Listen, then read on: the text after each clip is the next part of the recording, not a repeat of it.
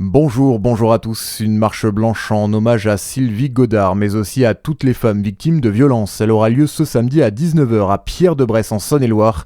L'appel est lancé par la fille de cette sexagénaire abattue par son ex-compagnon vendredi dernier. Le mis en cause s'est suicidé après les faits, mais les investigations se poursuivent pour déterminer les circonstances du drame. Les proches de la victime assurent qu'elle se sentait menacée et qu'elle avait déjà alerté la gendarmerie. Le suspect était par ailleurs déjà connu pour violence conjugale. Des investigations qui s'accélèrent dans le Doubs après l'incendie qui a visé la voiture d'une surveillante ce lundi devant le collège Voltaire de Besançon. 2 suspects âgés de 14 ans, une fille et un garçon, ont été interpellés confondus par les images de vidéosurveillance. Ils ont reconnu les faits et disent avoir agi après avoir été exclus de l'établissement pour des raisons disciplinaires. Ils assurent toutefois qu'ils ne savaient pas que cette voiture appartenait à la surveillante.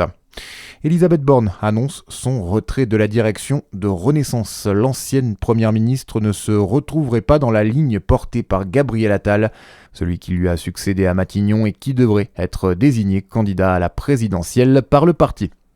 Le plastique serait encore trop présent dans la grande distribution. C'est ce que révèle une grande enquête réalisée par Que Choisir Ensemble et No Plastic in My. On rappelle que la loi anti-gaspillage prévoit d'ici 2040 la disparition de ces emballages à usage unique. Un pâtissier chocolatier déjà bien connu des Rousses a ouvert une seconde boutique dans le Haut-Jura. Depuis le 1er avril, Grégoire Maury a repris à son compte la boulangerie Salon de Thé située à proximité de Carrefour Market. Reconnu par le Goemio, l'artisan prône le fait maison et veut redonner ses lettres de noblesse à la boulangerie traditionnelle. Rencontre au micro de Charlie Chevasson. De réunir en fait 4 métiers dans une et même boutique, en fait, c'était mon rêve. De promouvoir des acteurs locaux, comme le minotier, comme les gens qui fabriquent le beurre, le chocolat. Et ensuite, nous, on fait que de les sublimer. Du bio, moi, j'ai pas envie forcément d'avoir l'appellation, mais c'est vraiment des farines anciennes, sur meule.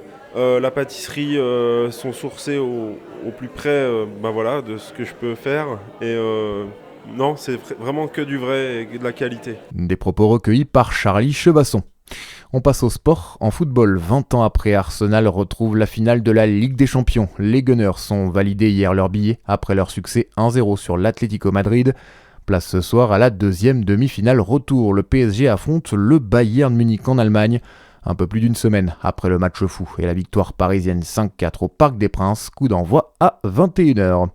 Et puis du handball aussi ce soir avec ce derby décisif à 5 journées de la fin de saison en D1 féminine.